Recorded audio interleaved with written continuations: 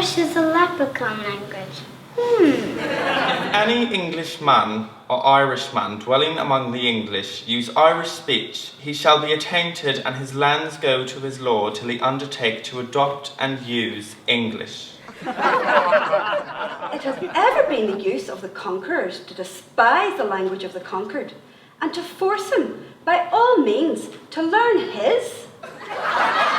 The only people interested in this language are the avowed enemies of Northern Ireland.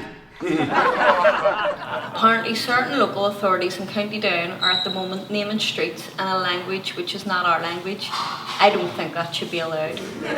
What use is it here in this busy part of the empire to teach our children the Irish language?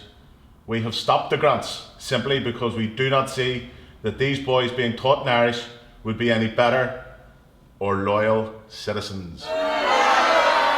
Irish language is essentially a hobby language. It is of no practical value to anyone. On behalf of our party, let me say clearly, we will never agree to an Irish language act installment, and we will treat their entire waste list as no more than toilet paper. They had better get used to it.